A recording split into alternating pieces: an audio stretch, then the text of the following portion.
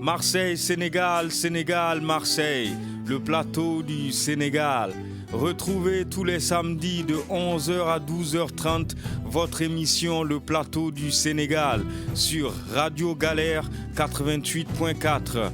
Comprendre, débattre, dialoguer sur l'actualité politique et économique du Sénégal et de toute l'Afrique.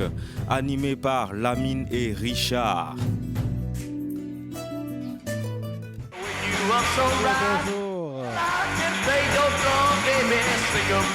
Bon,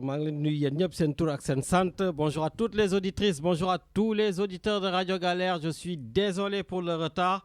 Parce que Richard déjà me manque, hein, parce que quand on arrive, en plus il faut allumer les lumières, il faut allumer le studio. Voilà, c'est vrai que j'ai l'habitude de venir, tout est fait et bien fait. Grâce à toi Richard, voilà, je crois qu'il est 6h du matin chez toi là-bas en Martinique. Ben écoute, je te souhaite de passer d'excellentes vacances, mais ton absence se ressent. Voilà, et comme on dit, comme j'ai l'habitude de le dire, dans tout ce que vous faites, essayez de vous rendre indispensable de par votre talent, de par votre compétence, de par votre assiduité, etc., etc. Et donc, Richard, oui, aujourd'hui, je ressens ce besoin vraiment de... en tout cas, je ressens ton absence. Voilà. En tout cas, profite bien de tes vacances. Et puis, voilà. Donc, on va faire aujourd'hui tout simplement... on va pas mettre de jingle hein, parce que je suis déjà bien en retard, bien entamé. Et donc, du coup, si vous l'acceptez bien, nous allons parler bien sûr de ce qui défraie la chronique au Sénégal. Vous le savez, le leader de l'opposition, toujours Ousmane Sonko, a encore une fois de plus été rétabli dans ses droits pour être candidat à l'élection présidentielle du Sénégal. Mais... comme j'ai l'habitude de le dire, c'est que Kim ko jakarlol Macky Sall ne laissera pas. Ne justice wax lu ko neex, ne def lu ko neex, mais Macky Sall est décidé à lui barrer la route. Voilà. Donc c'est bien de jubiler, mais bon, voilà. Vous jubilez juste sur l'instant juridique et après pensez, comme je vous le dis toujours, à chercher un autre candidat parce que Macky Sall mieux me guise de Baye Ousmane Sonko. Et donc, les deux enfants terribles de la politique sénégalaise, des deux jeunes, deux guerriers, donc que ce soit Ousmane Sonko, voilà, et Barthélémy Diaz. Barthélémy Diaz aussi qui va connaître son sort le 22 décembre dans le meurtre de Ndiaga Diouf, cette histoire qui date de plus de 10 ans. Voilà, et encore agité. Voilà, et voilà. Donc, on reviendra sur ces choses-là. Bon, en attendant que je mette quand même un peu d'ordre ici dans les studios, on va vous faire écouter, on va vous laisser écouter un tout petit peu de la musique. Voilà, et le temps que je prenne rapidement mes marques. Allez, on se met qui là? Allez, au hasard. Allez, on va avec lui. On y va. Il n'y a rien là qui sort. Allez, on enchaîne. Voilà, ce sera du Pape Diouf.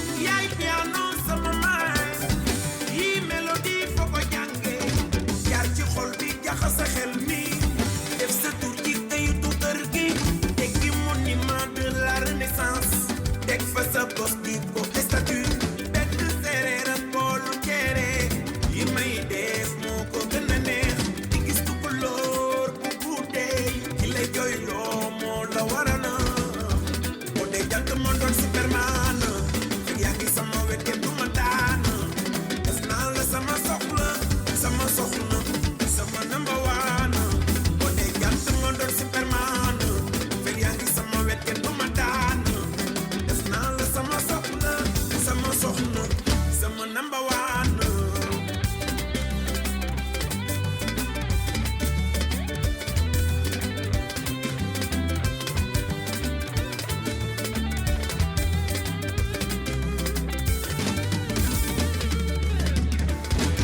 Bekay ma wax la secret dama sey ci sa jëmm ji ni glace si ndox yow daal yaay première dame ci xol bi kon te jarul ma la koy wax bëgg la ba si sa waaw laay dox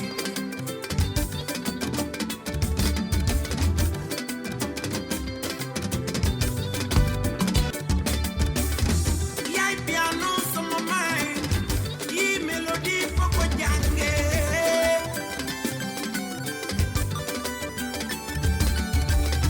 yaay piano sama may yi mélodie foo ko jàngee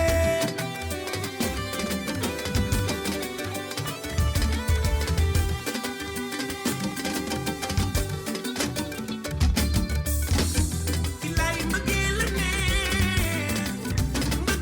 la neex xale bi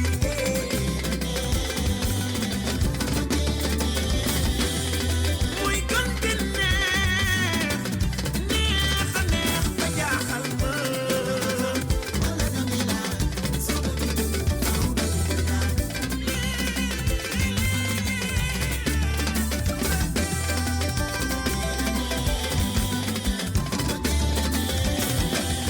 man mi sax damay laaj fu mu nekk nit bilaay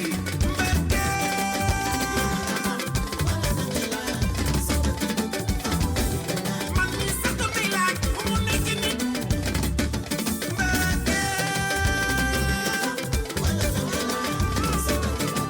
aka bari doole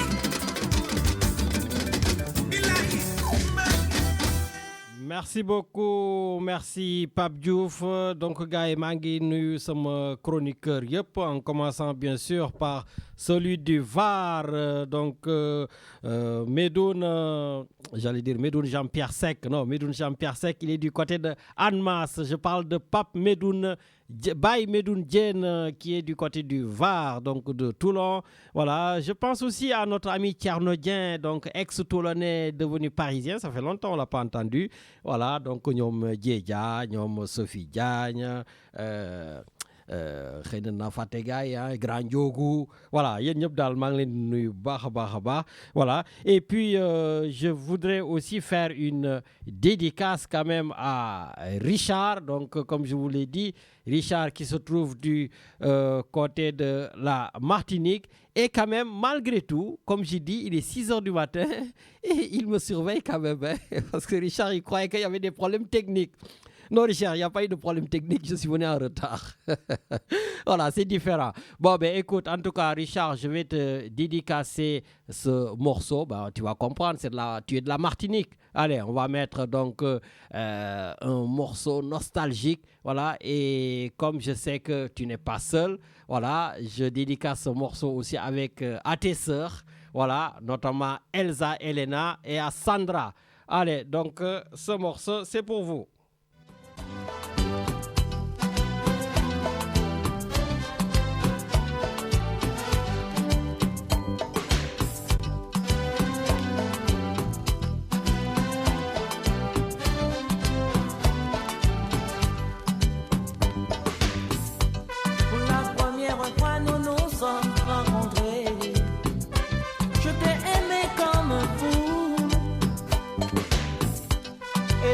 Dans mon lit, je n'arrive plus à m'endormir. Je ne pense qu'à toi. Mes corbeilles de papier sont pleines de feuilles.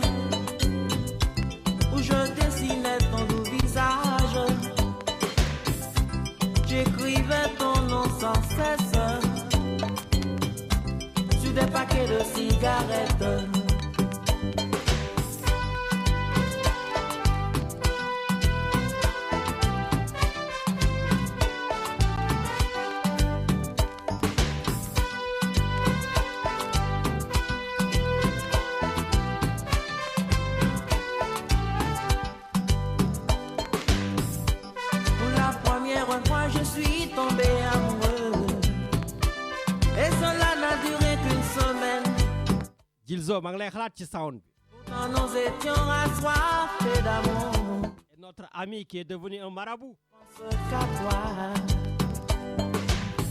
Je vais pas dire son vrai nom. Ils sont pleins de feuilles. damay wax rek boy sa surnom gars yi bañ a xam ne yow la. J'écrivais ton nom sans cesse. Il habitait aux HLM Angle Mousse. Sur des paquets de cigares. Enfin, il y habite toujours.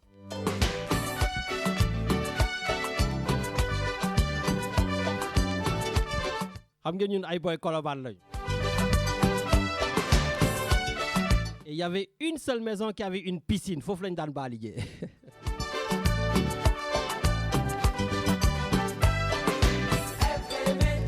S'appelle Joe. Et que cela n'a duré qu'une semaine. Oh non, ma jolie.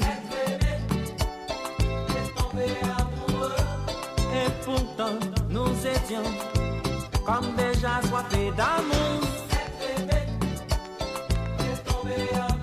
Mais c'est pas possible.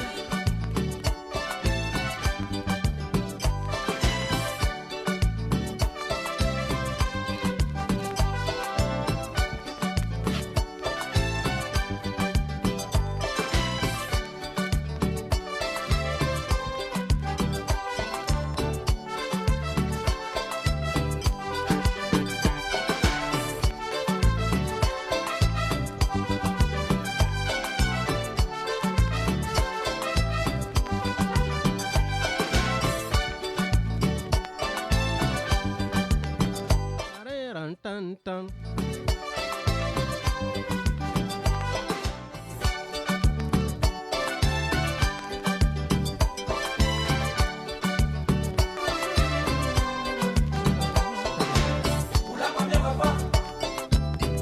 Que je me saoule sans cesse. Que je fume comme un dragon. La vie pour moi n'a plus d'importance. Quand on a perdu la plus chère de sa vie. Mais c'est difficile pour moi.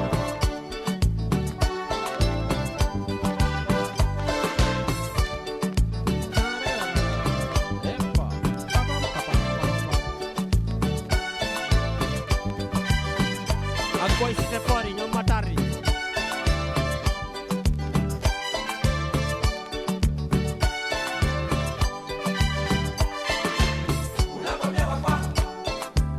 Que je me saoule sans cesse. Que je fume comme un dragon. La vie pour moi n'a plus d'importance. C'est dur, dur pour moi, ma jolie. Epa. Wow.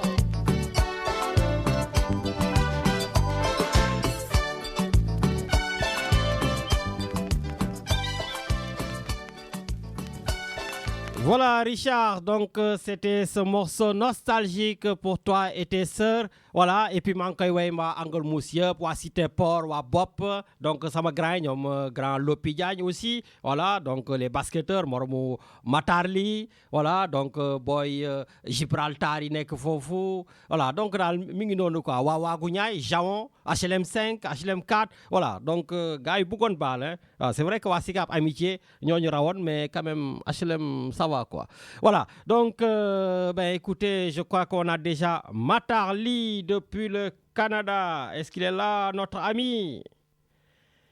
Boy Lamine. Yeah, sëñ Matar, naka mu? What's up with you? Ah, you speak English. Traduire ko bopp? Boy Lamine. wax nga dëgg de boy Colobane nga de ñun bu ay boy Colobane lañ fa la ñu juddoo fa la ñu yoroo fa la ñu màggee wóor na yàlla boy Colways. oui ak Cheikh Rabi Lamine yaay fàllu bu Cheikh Dioum. Non mais non Cheikh Dioum du ma fa jege ndax foofu xam nga rek alcool beeg yooyu naan bi. boobu suñu grand yi bëri moo leen yàq Cheikh Dioum. surtout grand yi daan jógee France di ñëw di vacances kër Dioum dem foofu te alcool bi di ko def lu leen neex.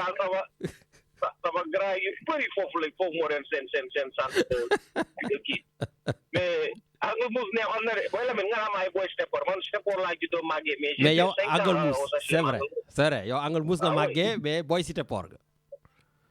waaw booy cité port mais Angle franchement. D'ailleurs, j'en profite pour faire des dédicaces à tes sœurs, ñoom Astouli, tout ça, qui ont pris quand même, comme toi, le chemin d'Angle Mousse. Voilà, ma petite fille, elle est chez Astouli. Ah, ben en plus. Ouais. Ah, voilà, donc les boy Angle Mousse, les gars, pour xam ci quartier. Bon nag ça va. Anyway. Waaw, boy, alors, yéen a ngi wut beneen candidat wala da ngeen kontaan ba tey ci Sonko?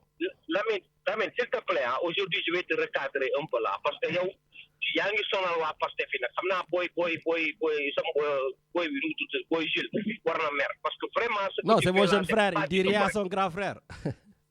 non Lamine yow tu tires complètement sur Sonko Sonko a battu le gouvernement 2-0 kay. Oui, c'est vrai, il a gagné, mais il y a quelqu'un qui est là, il s'appelle Macky Sall, il ne laissera pas. waaw mais moom kese de li ma rajo yi waxoon bàyyi ko moom kese. Ah bon ñan nga bëgg a wax. amul benn dossier bu gars yi sulli waataay. mais dossier doomu baayam Barthélémy Dias nga bëgg a wax. waaw léegi ñaari doomu baay la ñu bëgg ñu dem gisee fële toog waxtaan. Non, dinañ ñëw oui c'est vrai que y a le dossier de Barthélémy Dias mais bon cette fois-ci Barthélémy Dias quand même du nekkul candidat ni rien. waaw mais Lamine doucement rek xam nga yow dossier Ousmane Sonko yi da ngay rajexe ba mu kii mais tamit waxal que dossier de Barthélémy Dias la c'est en cours. Non on va en parler Lamine. Non mais on va en parler je vais te dire gis nga Bart ci kii dafa bëgg a jaar ci moom le président parce que man gëwuma parrainage u citoyen je pense que Khalifa Sall du jël le risque dem di déposer parrainage citoyen donc 44 000 yeeg yooyu am ay doublon ay baaxul Khalifa Sall am na déjà 13 députés. Voilà, enfin 14 députés. Donc, le problème nag mooy le problème mooy su fekkee Barthélémy Dias donc la Cour suprême a confirmé cela veut dire Barthélémy Dias dootu ko mën a parrainer donc il restera que 13 députés et ci biir 13 yi soo leen dégloo Barthélémy Dias li mu wax démb am na ci ay espèce u traître yu nekk ci biir yoo xam ne donc dañuy rocceeku te suñu rocceekoo moo loolu mooy Khalifa Sall du bokk donc affaire u Barthélémy ça va plus loin. ñoomi neen la de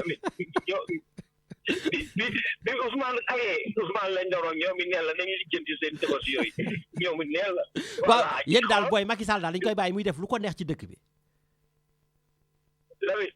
Macky daal c'est un ingénieur yàlla il place lu ko neex lay def. Non mais Macky. C'est que nag quand je vous ai dit ici à l'antenne que c'est l'un des meilleurs politiciens de sa génération, tout le monde m'a dit non. Non, c'est pas un politicien. Non. Lamine, être politicien. Non, attends, doucement. Il y a une nuance. Être politicien, être politicien. C'est un policier en plus, tu as raison. Détenir tout le pouvoir, c'est deux choses différentes. Il détient le pouvoir, il fait ce qu'il veut. Donc, quel monde c'est dara? Lamine, monde c'est dara. Peuple du moins, quel xeex nañu ba sonn mënuñu ci dara ñu toog nañu. Ouais mais Matar du rek avoir le pouvoir. Regarde comment il fait. Par exemple, il a réussi à isoler Ousmane Sonko avant de l'arrêter. Macky Sall Lamine léegi écoute doucement bi ñu isolé Ousmane Sonko où étaient les opposants amul kenn ku définir ñëw pour porter le combat. Mais justement il a pris son doomu ndey comme Barthélémy Diaz voilà il lui a dit les gars. Lamine doomu ndey moo dem moo créé dialogue right. ñëw léegi moo doon doomu ndey après léegi moo waaye yow Lamine lu gën a garaaw mooy Barthélémy Dias jour bi ñuy condamné Ousmane Sonko si Adji Sarr. mais dafa génn def live foofu la ko gën a chargé. Come on, mais affaire doomu ndey yooyu c'est pas cool c'est des politiciens il a eu ce qu'il voulait maintenant d'autres tours sax Sonko il parle même plus de son nom c'est grave. C'est vraiment grave. C'est dégueulasse, quoi. Oui, Macky Sall aussi, il a eu ce qu'il voulait, donc de séparer ce groupe pour mieux régner. Maintenant, peut-être, il va créer... Macky a utilisé Barthélémy Dias pour passer son message et démanteler l'opposition. Léegi nag def na ko. Léegi Barthélémy am na dossier. Naka la ñu toogee 10 ans à 2 mois des élections ñu génn dossier bi. Il y a une connotation quand même, il faut le décrypter. Vrai ou faux? Ouais. Alami. Waaw non il y a une connotation. Mais yow Lamine gis nga li ngay wax nii gis nga bu dee Ousmane Sonko da ngay wax ba dee mais yow dossier Barthélémy yéen ñi ñaan la yow su nga bokk il faut en parler Lamine objectivité keroog wax naa la l'objectivité objectif n'existe pas mais il faut être objectif. mais boy yow xam nga ni fii ñun duñ fi làkk dara xam nga am na yoo xam ne voilà c'est à la radio je dis pas mais Bart il y a 2 semaines face à face je lui dis des choses dans les yeux dans les yeux je lui dis des choses voilà après maintenant comme je dis aujourd'hui Barthélémy Diaz, voilà, il est dans de sales draps entre guillemets parce que Barthélémy Diaz, il risque rien. Hein. La seule chose qu'il risque, c'est de perdre son mandat de député et de payer peut-être les 20 millions à la famille d'Ndiaga Diouf. Et comme je t'ai dit, le problème, c'est le fait de perdre son poste de député parce que quand il va le perdre, ça va affecter indirectement Khalifa Sall pour le parrainage donc parlementaire. Voilà, parce que si Barth, il pense qu'il y a des traîtres dedans, cela veut dire Khalifa Sall, s'il n'a pas ses parrainages, donc les 13, eh ben, il ne sera pas candidat à l'élection présidentielle. Donc, Macky Sall, vous me khalatez de vos soirées. Oui, mais d'accord, là, mais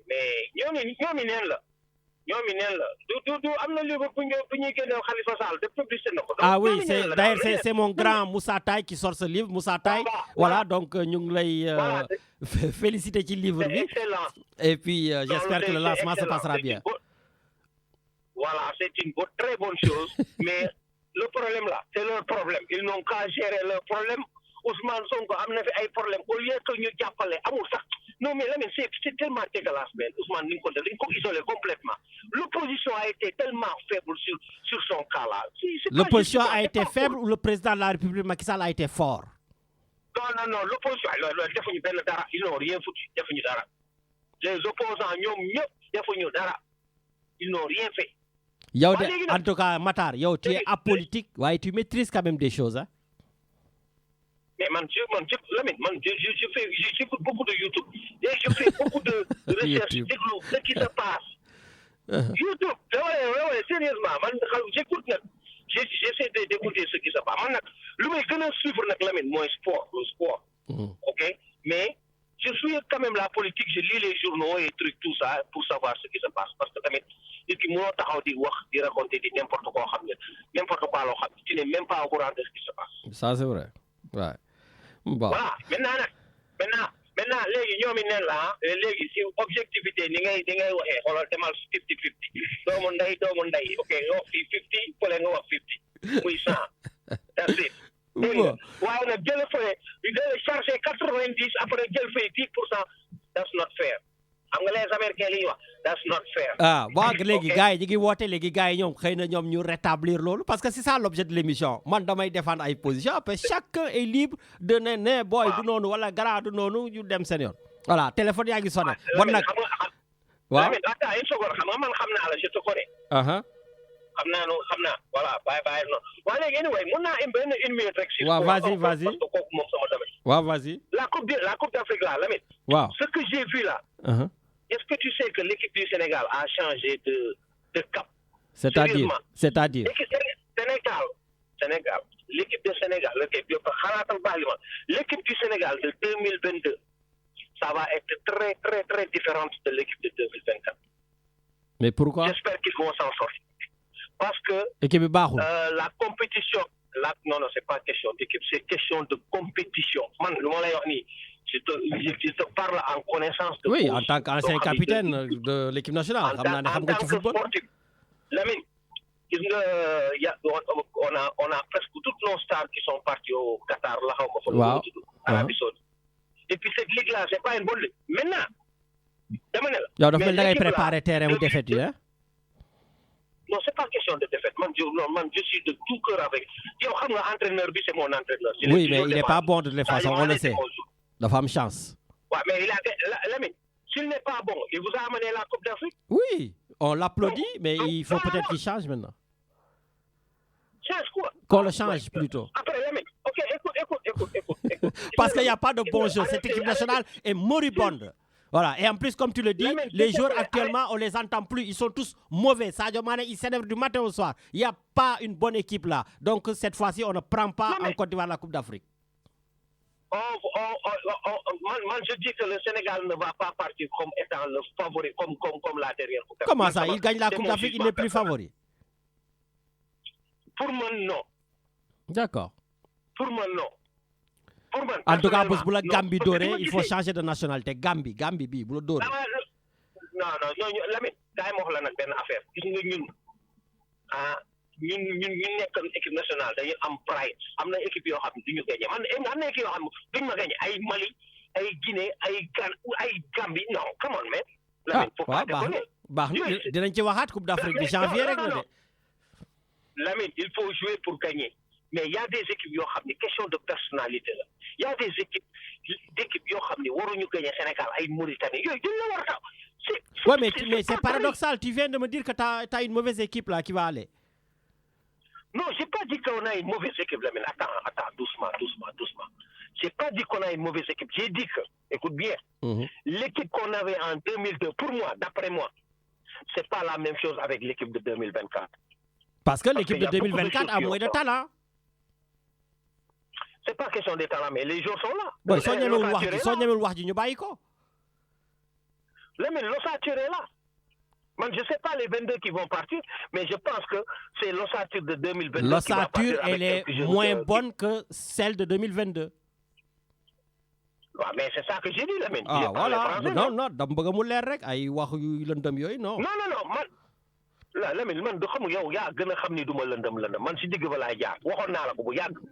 Les Mané, quand ils sont partis en Arabie Saoudite, ils sont partis pour prendre la retraite. Ça, c'est sûr. Moi, je pense que ça, c'est la dernière danse, comme on dit. La dernière danse. Bon. Ils sont qu'à faire le maximum pour gagner. Après, ils vont prendre le retraite tranquillement. Voilà. Bon, ben écoute. Allez, non, comme vous l'avez passé dans la taf-tafé, puis moi, je vais la nga yag. Ah, oui, problème. Il y a comment objectivité, hein? Pourquoi pas te dire, hein? L'objectivité, c'est Sonko n'est pas candidat, il faut aller chercher un autre candidat. Voilà. Tu as vu, finir pointer le doigt. C'est ça que je te dis, l'ami. Arrête ça, s'il te plaît. Ok, ça va, j'arrête. Sonko a gagné le gouvernement 2-0 pour le moment. Ok. 2-0. Bonne recherche de candidat. Merci. Ciao. Sëñ Matar bon mais écoute voilà donc ça waay la foog ñu koy kaañoo bon waa Sonko là les mon frère là donc ñoom Isaac ñoom Fally y a pas de souci hein gars yi c'est pas parce que seen grand frère day daal seen leader rek que doo leen dugg ah vous pouvez y a pas de souci voilà donc je crois qu'on a déjà quelqu'un en ligne est-ce qu'il est là allô waaw Alaaji Lamine ah kooku sëñ Medoune la Alaaji Lamine na nga def sëñ Medoune naka mu maa ngi nuyu sama frère Alaaji Matar sama frère sama xarit sama kóllëre. waaye vous n'êtes pas sur la même longueur d'onde de. non mais c'est ça la vie. jëkkër ak jabar du ñu bokk gis-gis. yenn saa yi papa ak doom du ñu bokk gis-gis. bon nag ça va. c'est ça qui est le nid de la démocratie c'est ça le nid des hommes libres. Parce que lui, en plus, il a dit que fille doit faire dans le Barthélémy Diaz à Guidanon. Donc, non, c'est-à-dire que mon analyse, on la comprendre. Ah. C'est-à-dire que quand il dit qu'il faut objectivité, c'est aujourd'hui Sonko qui est candidat à l'élection présidentielle. Barthélémy, c'est un autre débat. C'est un non-sens que de vouloir 11 ans après remuer au 22 décembre ce dossier, ça veut dire que c'est un dossier purement politique et qu'à chaque veille d'élection, il faut que nous remions pour pouvoir le lier. Au-delà de ça, ce qui est important, moi, il faut que tu comprennes que la mairie de Dakar, dans le cadre du CELA, moi, c'est une contribution locale, bobu ñi am taxe bi nga xamné Dakar lañ koy tirer diko distribuer mairie. Taw Dakar avait 3 milliards, ren 55 millions lañ leen jox. Donc, ils essayent d'actifier la ville de Dakar parce qu'ils pensent que la ville de Dakar est un outil, est un levier de financement politique pour Khalifa Sall. C'est mal connaître Barthélémy Diaz avec son intégrité. Ouais, Medoune, toi qui es très proche de Khalifa Barth, tu sais bien que, et même de la politique sénégalaise, tu sais bien que ça, c'est pas nouveau. Il n'y avait pas eu l'emprunt obligataire des 20 milliards bloqués. Mais c'est ce que je te dis. Non, analyse Bobo la lay wax. Non, dama ne la suñu gars yi fi ñuy xalaatee pour te dire le niveau de bassesse en termes de politique. Moi, on attend l'année élection, l'élection présidentielle. Nga jël mairie Dakar. Daaw mu am 3 milliards de contribution de taxes yu ñu ko reversé tey jii nga ni 55 millions nga koy jox. Mais mooy li ma la wax jàmbaar bul emprunt obligataire bi fi la ñu fekk. La réfection de la place de l'indépendance bi fi Diène Farba di xeex anamu lan lañ ci def lan lañ ci posé ban acte. Mais yooyu yëpp c'est des actes politiques qu'ils sont en train de poser. Mais vouloir associer le cas de Barthélémy Diaz au cas de Sonko, c'est faire fausse route. Parce que Sonko, il est candidat à l'élection présidentielle.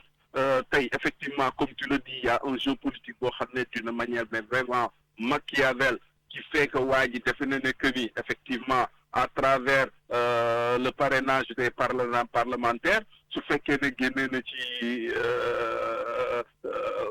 Barthélémy Diaz, on n'aura pas le temps d'élire son remplaçant parce que l'Assemblée nationale n'était pas en session, donc que Khalifa Sall peut-être qu'amna ben député wala ñaar ci biir comme Sénégal xaalis le cœur le intérêt le plate-bande le amna peut-être ñoo xamné amna len ben justement Barthélémy Diaz ku déglu discours hier ou avant-hier là j'ai entendu mais Barthélémy Diaz est en train de parler que dans Taxawu ça va se fissurer, que certainement les traîtres, il y a des traîtres qui sont là que Macky Sall a déjà presque acheté. Jambar li nga wax sa biir kër sax tay ji en termes de politique mënulo am ben affirmation à 100% que la nga bëgg mu doxal mom la ñëpp di doxal néna la face à des intérêts, face à l'argent, face à tout ce que gars yi mën la jox jënd nit dafa yomb Sénégal bul fàtte ne jënd nañ ci ay mandataires Jambar. Bul fàtte le cas de Djibril Ngom là. Oui, Barthélémy Diaz même en a parlé, oui. Mais voilà, donc Jambar fii dara mënuñu fi bett, dara mënuñu fi bett. Mais je croyais que Taxawu était solide. Mais Taxawu c'est une plateforme solide. Mais Jambar, tu es en politique. En politique, tu ne dis jamais. Jamais. En politique, il faut que tu puisses avoir des stratégies, il faut que tu puisses te positionner, il faut que tu puisses réfléchir aussi à toutes les éventualités. C'est ça qui fait le charme de la politique. Une politique est-ce que comprendre-moi? Donc un politique comme Barth qui respire la politique, mais su fekkee ne que ni wax nako c'est parce que mom amna ben fondement, amna ay crainte yo xamné amna ko. Mais vous le faites aussi, ñun suñu parrainage citoyen def nañ ko. Ouais, mais parrainage citoyen, mais honnêtement, que ça dépend de rien. Tu penses que Khalifa Sall va déposer un parrainage citoyen? Su doon man de duma def risque bobu. Oui. Parce qu'avec toutes les pièges qui sont oui. Mais donc s'il ne le fait pas, là aussi avec la députation, avec l'affaire de Barth, ça va être très compliqué pour lui. Donc jusqu'à présent, Khalifa Sall n'est pas encore candidat. Ça, ce sont des craintes. Mais moi, je pense que quand même, tu viens de me parler de politique. Mais moi, au-delà de tout ça, man ci sama analyse, man ci sama gëm-gëm. Defe naa ne fa ndox doon taa soo demee ba léegi di nga fa fekk mu fay tepp quoi. Est-ce que comprendre li ma la wax? Ça, ce sont des paramètres yoo xam ne il faut les tenir, il faut les brandir. Et justement, le fait de le brandir, ça va dire que tout le monde aujourd'hui va se sentir visé et que tout le monde va se regarder devant une glace et se dire quelle est ma responsabilité historique par rapport à cette situation. Est-ce qu'aujourd'hui, je vais être le traître? Ou est-ce qu'aujourd'hui, je vais être digne de la confiance qui a été placée en moi par Khalifa Sall parce que c'est des choix d'hommes et de femmes qu'ils ont eu à faire par rapport à un parcours. En plus, la plupart, c'est la deuxième, enfin la plupart, tous, c'est la deuxième division. Hein? Mais voilà, la plupart. Et puis c'est à ce niveau que deuxième division, bon, on a un problème. Parce que la liste de Dakar, ce sont des militants aguerris, hors pair, qui sont dans une transparence extraordinaire, qui sont prêts à mourir pour Khalifa Sall. Mais justement, il y a eu des affinités qui se sont développées par la suite de par tes relations. Mais moi, je ne doute pas que quand même, bon, mais il faut que aussi, nous baillons qui Barth, son problème, le problème de Barth, mais c'est Barth qui est parti en cassation. Barth tey jii moom moo remettre en question parce que il n'est pas question que koo xam ne da ko bëggoon rey. Il y a eu un coup mortel qui est parti tey jii kooku décédé que muy jël xaalis di ko fay à sa famille. Moom question de principe la. Oui, mais que tu as tes principes et moi je l'accepte pour tout un chacun. Mais justement, mais justement, Medoun, moi ça me fait penser à une autre question. Est-ce que cette histoire n'est pas en train de répondre, parce qu'aujourd'hui, les gens de Pastef, les gens de Sonko, 99% en veulent à Barthélémy Diaz parce qu'ils disent que Barthélémy Diaz donc, a trahi Ousmane Sonko pour aller avec Macky Sall. Est-ce qu'aujourd'hui, le fait que justement Macky Sall et sa justice amène Barthélémy Diaz, donc en tout cas à la veille de l'élection, donc le convoque, est-ce que justement ça ne tord pas cette idée? Lamine, il faut que nous nuancions. Barthélémy Diaz, su fekkoon ne day dem di jaay boppam ci Macky Sall kon dossier bi kenn du ko yëkkati. non nañu waxante dëgg rek c'est-à-dire su fekkee dëgg rek moo tax ñuy wax nañu waxante dëgg te ñu bàyyi la partisanerie bàyyi des analyses simplistes c'est-à-dire que est-ce que yow Barthélémy Diaz avec son parcours avec son vécu tous les hommes qui l'entourent su demoon bay diile ak Macky Sall c'est pour dealer ça deal lan la ciy gagné ban deal la ciy gagné quel est l'intérêt de Barthélémy Diaz aujourd'hui mu diile ñu di ko yóbbuwaat tribunal mu am di perte ay di perte son mandat de député yi taxawul man am na yenn yoo xam ne c'est de l'enfantillage ku mu neex nga xalaat nu mu la neexee ku mu neex nga lijjanti nu mu la neexee mais yàlla ak yonent bi xam na ne man j'ai une confiance en Barthélémy Diaz par rapport à son parcours par rapport à son vécu par rapport à tous les actes qu'il a posés ba keroog may gis ne Barthélémy Diaz effectivement il a trahi mais pour man Barthélémy n'est pas le traître toi tu as vu Barthélémy Diaz tu connais Barthélémy Diaz tu l'as rencontré à plusieurs occasions tu as vu le parcours de Barth yow sa ku la soo tëddoon nelaw ñu ne la Barthélémy jaay na nit nga ni non Barthélémy jaayul nit parce que am na loo xam ne intime conviction la li nga xam ci nit ki rek ngay wax parce que sa axulaayu taalaa ngay waxee te man foofu laa taxaw man loolu laa gëm leneen li ci des yëpp ay conneries la leneen li ci des yëpp c'est de l'enfantillage ils ont un problème crypto-personnel ce problème peut-être que benn bés nit dina bind mémoire am peut-être que benn bés dina leer mais dinañu xami parce que tant que ñu ngi dund tant que yàlla mu ngi may ñuy dund li ci kanam rawuli bët loolu mooy li am solo mais pour man Barth n'est pas un traître et Barth ne peut pas être un traître c'est ça qui est important tey qu'est-ce que risque Barth Jambar Barth il ne risque pas de perdre sa mairie. Ben justement, attention, c'est vrai que j'ai entendu Barth dire ça. J'ai entendu des gens comme toi aussi et des juristes dire ça. Non, mais il y a d'autres sons de cloche qui disent que le président Macky Sall, il peut faire une délégation pour la mairie. Non, ça c'est autre chose. Ça c'est l'extrême. Délégation de pouvoir, moi, jaay doole. C'est-à-dire, on parle en termes de loi. Quand on parle en termes de loi, la seule chose qu'il peut perdre. Parce que vous pensez qu'à la justice sénégalaise, ça marche bien droit. Et puis, xam nga kañ lay perte kii yëpp kañ lay perte député bi. Ouais. Su fekkee ne dañ ko condamné et que le ministre de la justice écrit au président de l'Assemblée nationale pour lui dire d'enlever le mandat de Barthélémy Diaz. Tu crois que le ministre de la justice va trembler, Aïssata Tall Sall? Je ne sais pas. Intime conviction. Qui était son avocat? Qui était son avocat?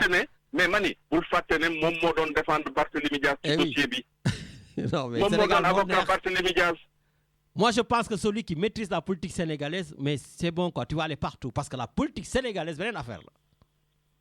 Mais su fekkee ne politique wurutu la su fekkee ne politique bassesse la su fekkee ne politique traîtrise la mais jàmbaar man ça m'intéresse pas cette politique. Oui, mais tu imagines que Aïssata Tall Sall, l'ancienne avocate du député maire, aujourd'hui a dans ses mains un potentiel décret décret, en tout cas, demande pour faire éjecter Barthélémy sur une affaire qu'elle ne croyait pas. Man de wax dëgg fa yaaga gëmuma loolu man je pense que tey su ma nekkoon place su ndaw soos Aïssata Tall Sall war a signer loolu sama lettre de démission laay signer parce que je ne me renierai pas déjà elle s'est assez reniée mais après comme tu le dis c'est en politique elle s'est déjà reniée li mu wax Macky Sall yëpp après tey mu ngi ànd ak Macky Sall pourquoi parce que ñoom ñoo xamante ñoom ñoo xam fan la ñuy jàppante mais man la question de la traîtrise là dama bëgg ñu jël ko ñu teg ko fële Barthélémy il a son franc-parler il a sa manière de parler il dit des choses et Barthélémy ba mu dalee wax ba léegi ñiy wax ñëpp amul kenn koo xam ne est-ce que mës nga dégg Abatt Fall wax ci est-ce que mës nga dégg Birame Souleye wax ci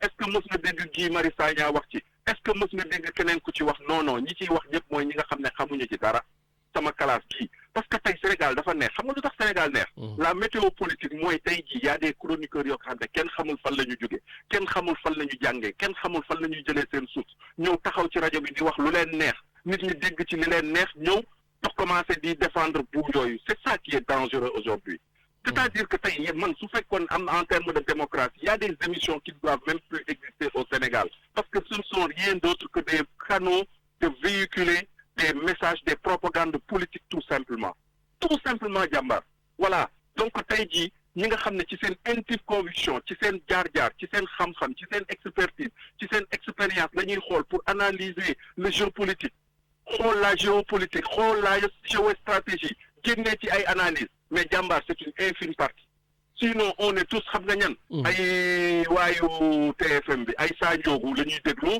ay ban public la ñuy déglu leneen ak leneen ñëw taxaw bëgg a sonal nit ñi non man je ne fonde pas ma conviction ci loolu man samay analyse jëleewu ma ko ci loolu damay analyser une situation xool nit ki xool contexte politique bi xool waa ji son vécu xool fan la jaar xool les soubassements à partir de ce moment mu mën a wax loo xam ne man su ma tëddee damay nelaw mais man du kenn moo may yóbbaale quoi. Bon, voilà. Écoute, en tout cas, merci mais beaucoup. may ma juste su fekkee dafa am ku nekk. Vas-y, je t'écoute. Voilà, parce que da ngeen wax ci équipe nationale. C'est vrai que Sénégal suy dem statut de favori lay demee. parce que moom moo gagné coupe d'Afrique bi. ma ne ko ci yoon mënu ko dindi. par contre il faut que on sache raison garder moo di que tey jii équipe ba ñu amoon amatuñ ko tey jii statut ba ñu amoon amatuñ ko comprendre nga li ma la wax tey jii jàmbaar on a deux derby ak benn classico. parce que jàmbaar maa ngi dégg léegi Matar di wax Gambie mais bul fàtte ne Gambie éliminé nañu fi. c'est ça ñëw indil ñu ay xale yu ndaw ñu ñëw sampal ñu niil Dakar ñu toog. ñibbi. Stade de l'Amitié. donc tey jii à Dakar même. oui et puis je vais te dire une chose tey jii le championnat du Sénégal xam nga ñan ñoo ko formé. ce sont que des Gambiens. ce ne sont que des jeunes Gambiens ñoo ñëw nekk professionnel Sénégal jël place su booy sénégalais yi bul fàtte ne dans la petite catégorie Gambiens yi Guinéens yi Maliens yi ñoo ñu sonal même su fekkee ne gagné nañu tey ji Coupe d'Afrique bi mais am na yoo xam ne gars yi suñu match ak ñoom day metti et puis comme tu le dis on a plus l'équipe qu'on avait il faut que ñu nangu ko. Un Ismaïla Sarr qui n'arrive même plus à être titulaire à Marseille. Ah, mais Ismaïla Sarr à Marseille, il fallait surtout pas le dire, quoi, son nom. Ismaïla Sarr, il me... Waouh! Quand je le regarde jouer, mais j'ai envie de traverser la télévision, lui donner des gifles à ma wax la xam nga Ismaïla Sarr man su fekkoon ne dama koy conseil damay dem mu wuti un coach psychologique. Je t'assure. Mais pourquoi psychologique? Il faut juste qu'il joue au foot. Mais jàmbaar mooy li ma la wax. Quand tu as le talent, quand tu as la jeunesse et que tu n'arrives pas à percer, ça veut dire que sa bopp am na lu ci des. Jàmbaar sa bopp am na lu ci nekk il faut que ñu déclic loolu pour que mu mën a aller de l'avant man Elimane Ndiaye mi ma gisoon tey jii mi ma gis fii mais jàmbaar su fekkee ne ci ñooñu la ñu compter ay Nampalis gaañu nañu Sadio il nous a tout donné mais il a atteint les limites. Et puis il n'arrête pas de s'énerver, je le vois, il s'énerve beaucoup en ce moment. Mais Sadio mi nga xamoon sa tranquillité ça léegi day xuloo léegi day xeex léegi day mais tu vois que il y a un doute jàmbaar tu vois qu'il y a un doute dans sa tête quand tu doutes tu n'es pas bien donc la doon sa fort da nga koy bàyyi dem wuti leneen donc jàmbaar man daal li ma lay wax mooy Coupe d'Afrique bii di ñëw bu yeboo su fekkee ne suñu boy yi ma gis espoir yi ay ñoom Lamine Camara ay ñoom Amara boy yooyu. Mais justement, c'est ça le problème. Est-ce que Aliou Cissé, qu'on connaît depuis très longtemps, sa manière de fonctionner, voilà, son déterminisme, est-ce qu'il va oser justement aller récupérer beaucoup de ces jeunes-là pour mettre... Le nœud du problème, moi, parce que tu sais très bien de toi à moi que Amara, Aliou Cissé, il part sur des certitudes.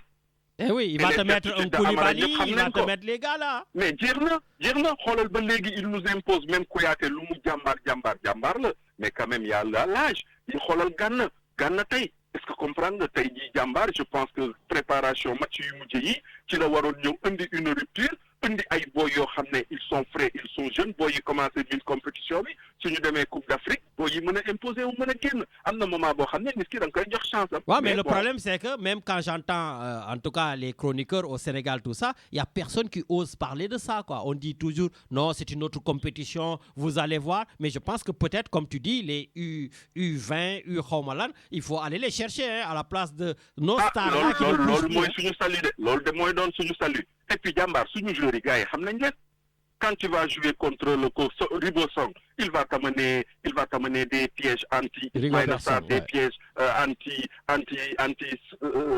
Sadio et tout par contre soo ñëwee suba teel émerveillé ko indi ko des jeunes yoo xam ne xamul fu booy yi jóge mais booy yi ils vont cartonner. Le Brésil l'a fait avec Pelé, la France l'a fait avec Mbappé. À un moment, tu prends des jeunes, tu les mets en valeur, tu les laisses, les boys s'explosent, l'insouciance, l'envie de gagner, l'envie de se faire un nom, mais nous avons une plus-value. Oh, mais l'équipe au Sénégal, lui, il est à son stade final. Hein? Écoute, nous au moins dans cette radio, on ose dire les choses. Nous, tout le temps, on anticipe. Voilà, on anticipe parce que tu vois les boy critiquer, gars critiquer, mais ce qu'on critique souvent quelques temps après gars dañ koy gis. Bon nag janvier soreetul nañu xaar, on espère, on est des vrais Sénégalais, on est des patriotes, on aime que notre équipe nationale gagne, mais nag effectivement ku xool Sénégalais yi di leen suivre nga xam ne boy yi taxawuñu comme ni ñu taxawee woon. En tout cas, la Djamba, yàlla nañ ci yàlla jàppale yàlla taxaw ñu mais au plus profond de nous-mêmes li ñu bëgg mooy Sénégal gagné waat bon donc yàlla nañu ci àllune jàppale rek par des ruptures. Bon, amin. Allez mon frère, merci en tout cas. Merci, jërëjëf. Voilà, merci beaucoup sëñ Medoune Diène. Voilà, donc Matar gis nga ni quand même sori nañ ci affaire Barth bi fii moom Matar voilà affaire bi day leer nañ. Voilà, donc le leader daal de l'opposition Ousmane Sonko bi ngay bañ ma tudd ko dinaa ko tuddaat. C'est vrai, il a triomphé. Ça, je suis entièrement d'accord. Il a triomphé sur le président Macky Sall. Car le tribunal d'instance de Dakar, bien sûr, a bien confirmé le juge de Ziguinchor, Sabassi Faye, voilà, qui avait demandé la réintégration de Ousmane Sonko dans le fichier électoral afin qu'il puisse participer à l'élection présidentielle. Voilà, je le rappelle, c'est d'ici 2 mois et demi. Hein. Voilà. Et l'État du Sénégal, encore, a décidé à en découdre avec lui parce que tout simplement, il va se pourvoir en cassation. Voilà, donc pour faire annuler la réintégration. Maintenant, tout dépend de là-bas et c'est que le problème, c'est que ce sera presque trop tard si jamais il donne un avis favorable. Le problème, c'est que le recours de l'État, en tout cas d'après tous ces juristes, c'est un recours qui n'est pas suspensif. Ce mot-là, aujourd'hui, je pense que tous les Sénégalais maintenant le connaissent. Voilà. Ce recours n'est pas suspensif, ce qui veut dire que Ousmane Sonko reste éligible et pour cela, il faudrait lui donner ses parrainages et je pense qu'ils ont jusqu'au 26 décembre pour tout déposer, parrainage, caution, etc. etc. Voilà. Donc, Mignonu, je vois que les téléphones sonnent, donc on part directement à l'antenne. Hein? Allô? Lamine Bira, comment va? Ah, Seigne Bira Tchoun, Nakamu. Ça va très bien. Ah ouais, ça va. En plus, je devais même parler de toi parce que amna fuma lire ben affaire, mané sama grand dal star lo quoi, day lakhatu. Amna fuma lire, tu dois prendre part au rallye Paris-Dakar, non? C'est pas ça? C'est un peu ça, ouais. Mais grand, mais c'est vrai que tu participes très souvent au rallye. Voilà, mais c'est la première fois que j'entends parler de rallye Paris-Dakar que tu participes, non? En fait, dafa amone ben affaire bo xamné autant dafa dañ ko wax Paris-Dakar gaay jël ko dévier ko. Yóbbu ko Arabie Saoudite ak yooyu. On est enfin yóbbu ko dans le Qatar ou Qatar, voilà, dëkk yooyu. Voilà, donc ñun dañu xool organisation bi ñu ne war nañ ko mën a dundalaat en fait dekkil ko en fait.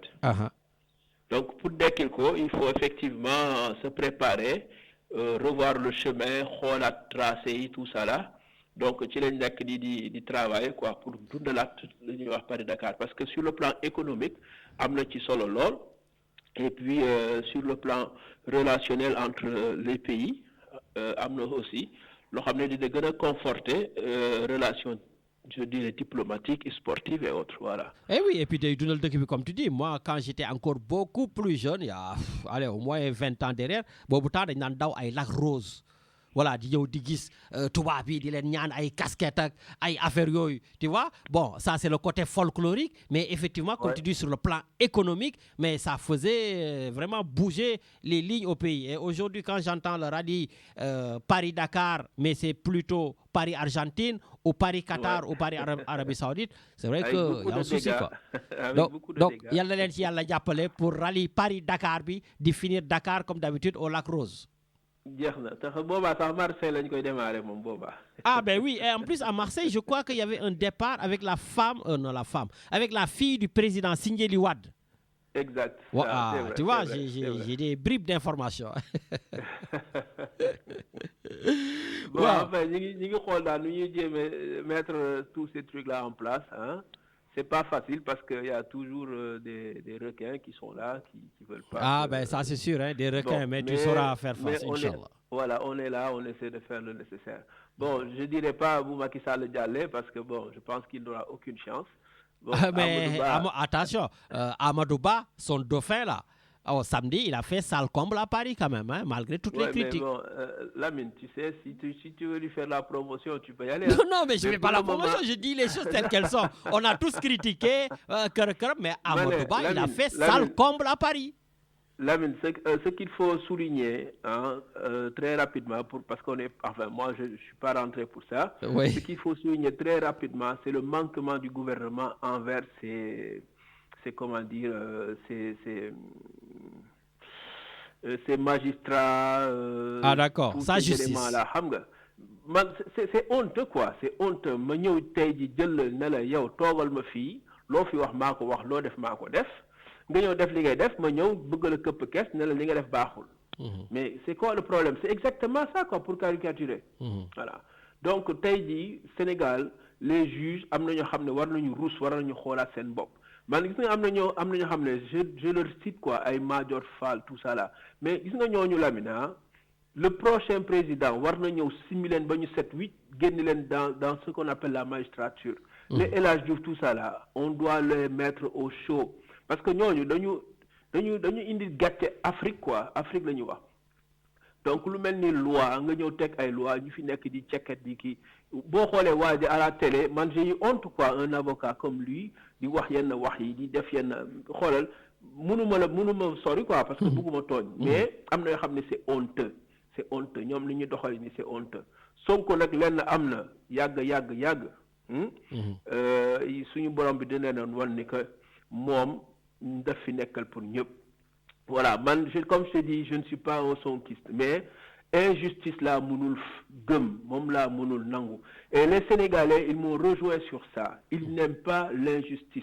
Voilà. Tey nag boo xoolee Barthélémy Dias xawma traître la xawma du traître, mais il y a des choses yoo xam ne dafa teer xel pour répondre à mon ami frère Medoune. Waaw. Lan moo teer xel foofu grand?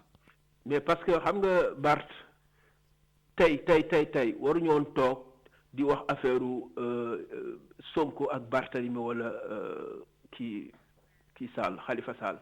Lenn nag am na gis nga deal bi mu dem def deal lay wax deal bi mu dem def ak Macky Sall.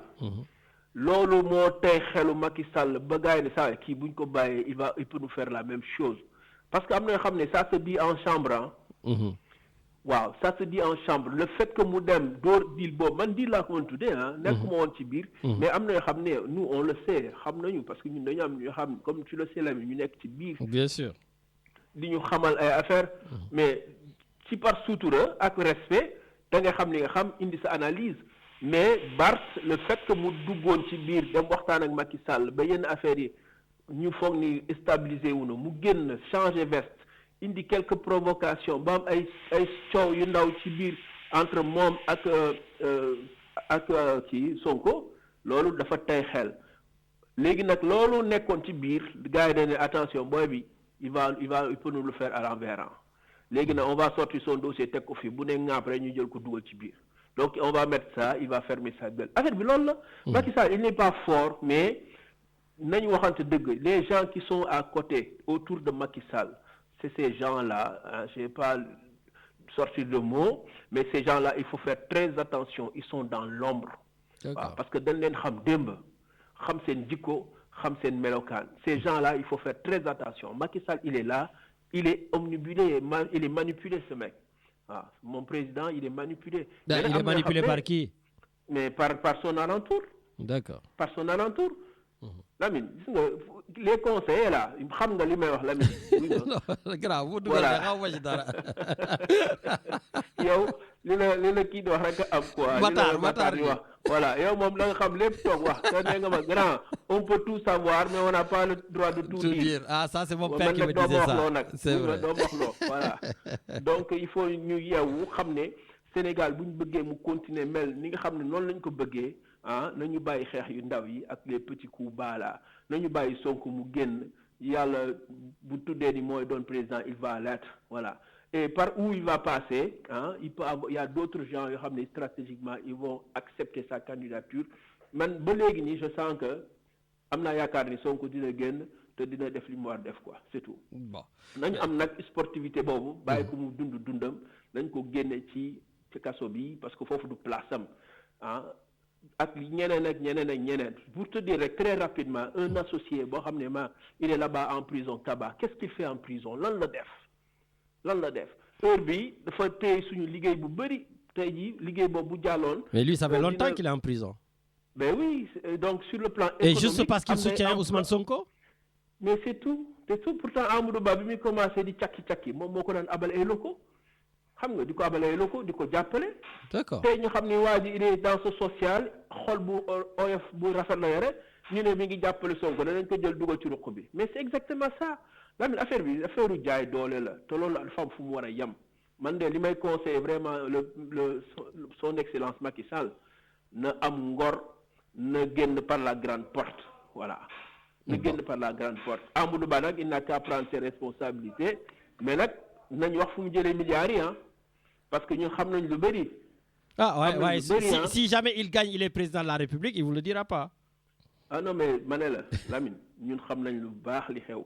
Voilà. Gis nga bi mu commencé ñëw au niveau des impôts di fa dund ba léegi avec les affaires yoo xam ne il y a des affaires yoo xam ne ci dugg xam nga les métaux li naan fer bi mais am na yu bëri yoo xam ne Lamine bu sonn sa bopp ñun dañu xam lépp toog di seetaan donc na gars yi def ndànk bu ñu yàq suñu Sénégal bi nañ ko continuer di ormal parce que Sénégal ñëpp ko bokk voilà man daal li may demander mooy nañu am sportivité bàyyi waa ji Sénégal sedd parce que fi mu ne nii tension yëpp apaisé wuñu bon booy xam naa nañ ko génnee nañ ko jox lii la buñ demee ba au dernier moment ñu dagg tànk yi yooyu yëpp on sait tout mais nañ ko bàyyi ngir yàlla Sénégal continuer ci paix bi ñu am vraiment. Écoute, en tout cas merci beaucoup Grand Bira Thioune, merci pour ta contribution. Merci à toi l'ami. Allez jaajëf, merci. Voilà, merci beaucoup, donc Grand Bira. Voilà, juste amener quelques précisions, Grand Bira. Voilà, aujourd'hui, dans cette affaire de Barthélémy Diaz ne risque pas la prison. Il y en a beaucoup là que j'entends, il y a même des messages. Non, il ne risque pas la prison. Il a déjà fait la prison, le député maire de Dakar.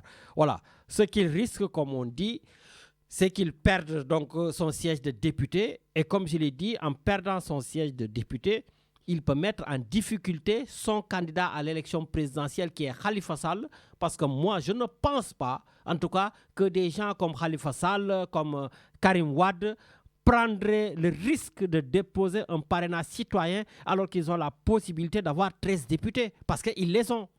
Voilà.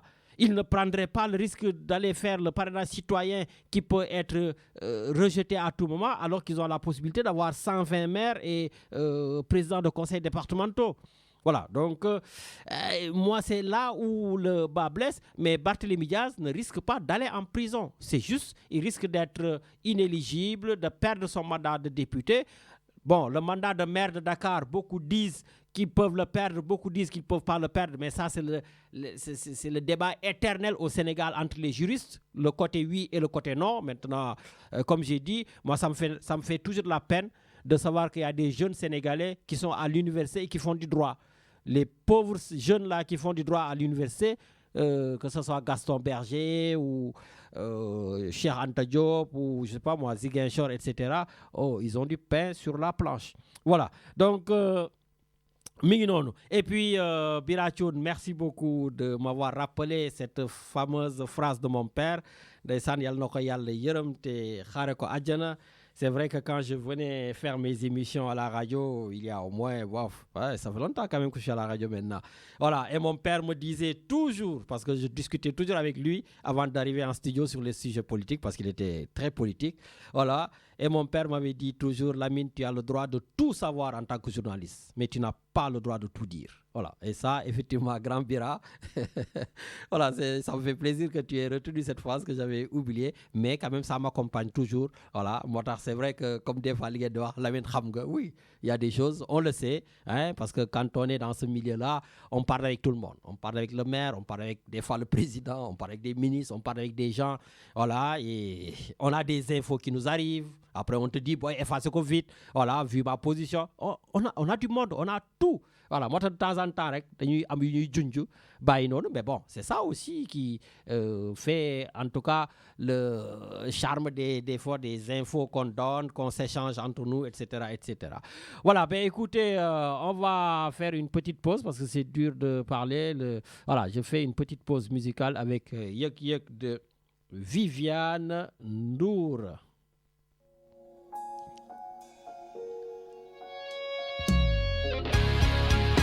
xale bi sama xol yaa ci ne te suma la gisul te suma la gisul duma añ duma reer njara bi na la leer te suma la gisul no te suma la gisul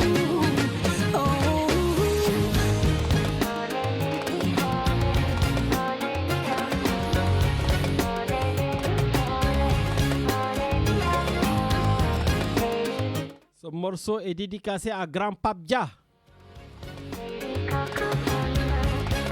Grand Pape Dia avec notre ami en commun Aldo. Rewantul bari caprice bëgg naa defal ci sa xel chéri lo bëggul man mi bëgguma xale bi kenn du yow ak waa Pastef yi nga xam ne yéen ñëpp wootewu leen. Je pense au leader Isaac Ngom. À ses lieutenants, mon jeune frère Souleymane Diakhaté, plus connu sous le nom de Jules. Gars, loolu tax ma am fit di attaquer Sonko yéen ñëpp samay boy ngeen. Sans oublier Fally Koli. L'Amazone Soxna Ndongo. Vous avez vu, j'ai beaucoup d'amis du côté du président, mais j'ai aussi beaucoup d'amis du côté de l'opposant. Et ça me donne cet équilibre. Je connais bien sûr aussi les gens de Barthélémy Diaz. D'ailleurs, grand Moussa Taye, le conseiller politique de Khalifa Sall, le grand Manglay, encouragé sur le lancement de ton livre, Khalifa, Parcours d'un homme d'État.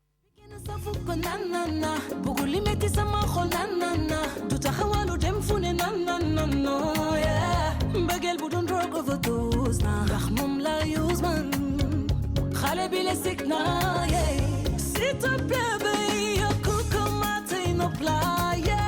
Lumachigo, begarko, la la la. Oh, jiggy, baby, ay, ay, ay, ay. Yo. Grand Pape Dia, va lire ce message de retard, merci. Tonton Badou Diallo depuis le Sénégal.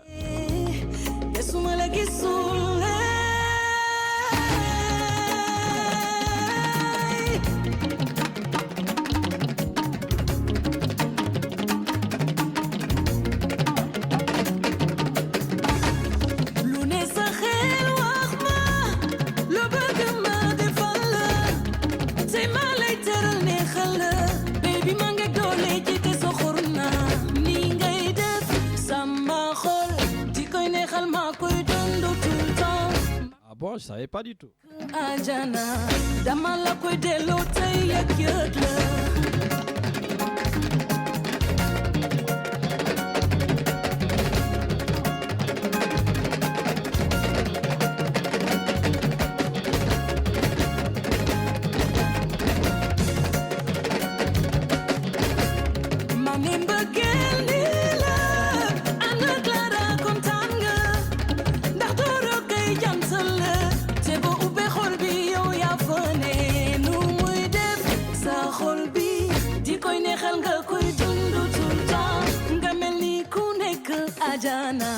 Danga kokoy de lo ndax dëgg la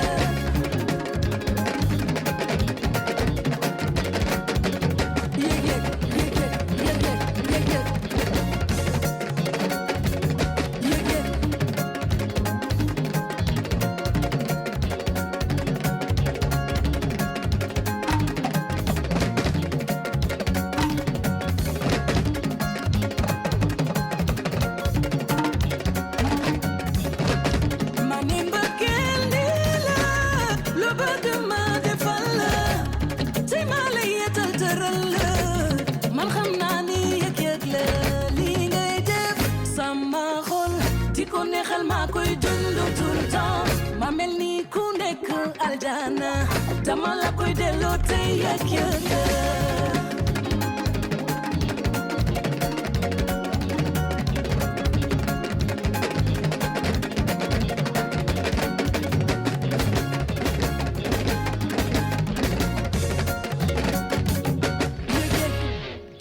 Voilà, merci beaucoup Viviane Ndour avec le morceau Yek Yek. Nous allons continuer tranquillement.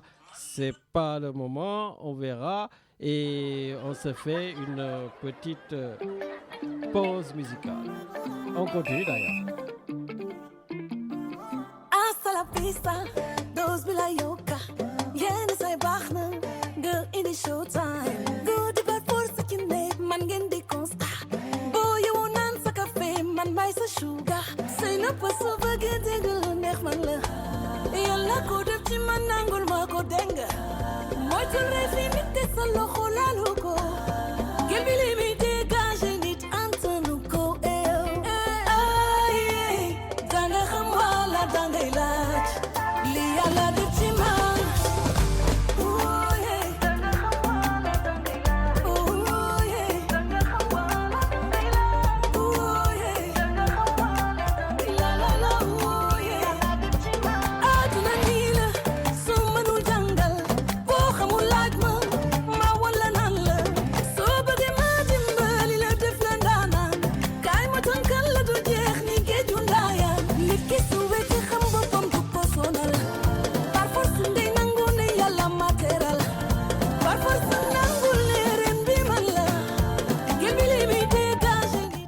Comme c'est pratiquement la fin de l'émission, je vais faire une dédicace spéciale donc à un jeune frère, donc Matar Seck. Voilà, Matar Seck qui est à l'écoute. Donc boy manglay dédicacé sound bi comme Youssou Ndour nga bëgg. Donc on va finir avec toi. Donc Youssou Ndour Sénégal rek pour notre jeune frère Matar Seck le Saint-Louisien.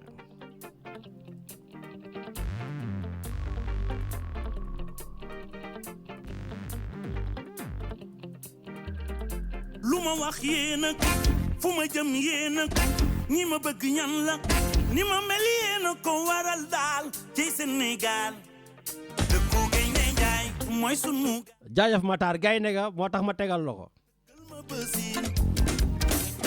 te gaynde du daanu de dina weng gaynde gi waaye du egg teer bon nag Matar dem ba jeex rek ni ngeen di béggee noonu lay béggee ni ngeen di solo noonu lay solo yéen fi ngeen dëkk foofu laa dëkkee bëgg naa leen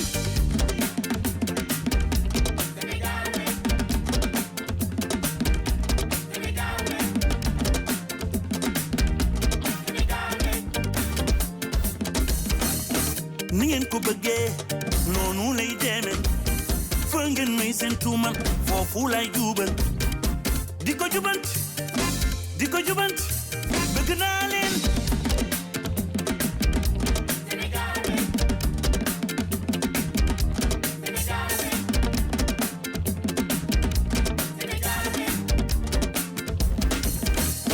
ni képp ku sew mu ma gën a wax ju sew ni képp ku sew mu ma gën a wax ju sew ah képp ku sew dafay dundal bëgg naa leen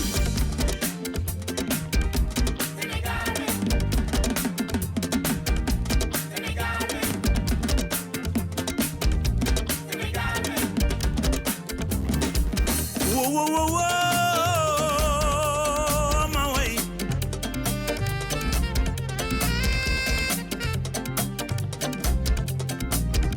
man yéen lay delloo njukkal Sénégal lay delloo njukkal yéen lay delloo njukkal Sénégal lay delloo njukkal lu ma wax yéen a fu ma jëm yéen a ñi ma bëgg ñan lañ ñi ma mel yéen a ko waral daal ci Sénégal mooy dëkku Gaynde Njaay mooy sunu gaal ak junjun ya jësin ni dëkkal ma bësin kon junjun ya jësin gunge ma bësin bëgg naa leen fu ngeen ko def fii Youssouf fa leen def fii moo leen di bégal moo leen di wayal moo leen di waxal su na xare mu taxaw hey koko Youssou Ndour Youssou wayal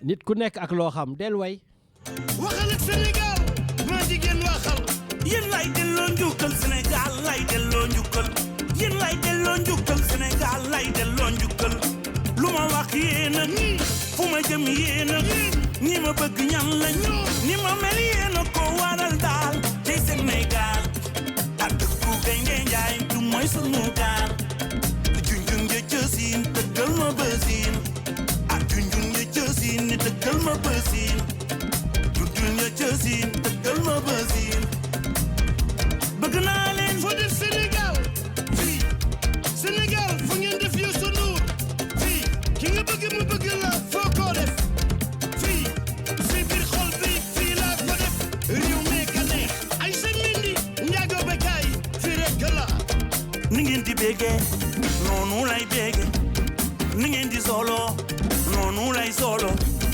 fii ngeen dëkk foofu laa dëkkee bëgg naa leen leen ko jow gal gi jëm ca kanam bu ki tin silimal réew mi ñu sooxal ñu sotti mu dëgër ndax ñu pëti mu di ma di ñu tee nokkat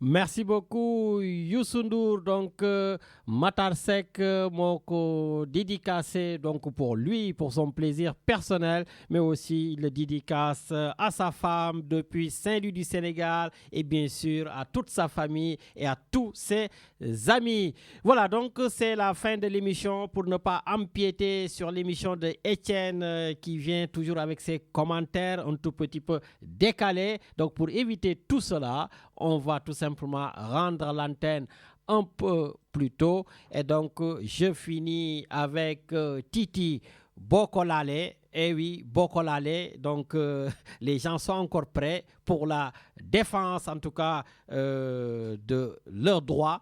Et puis, tout simplement, aujourd'hui, j'emprunte une assertion à un artiste, à un philosophe, un penseur africain, Seydou Badian Kouyaté, qui disait: l'homme né, évolue, se réalise seulement au sein d'une société qui l'enrichit et qu'il doit enrichir aussi.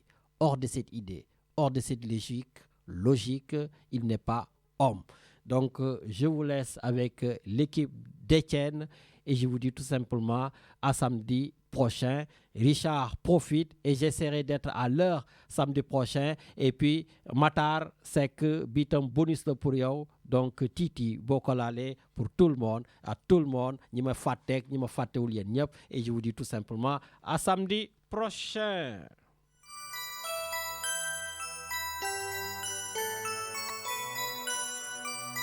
Ayobe, yobe, yobe. Ayobe, yobe, yobe. Ayobe, yobe, yobe.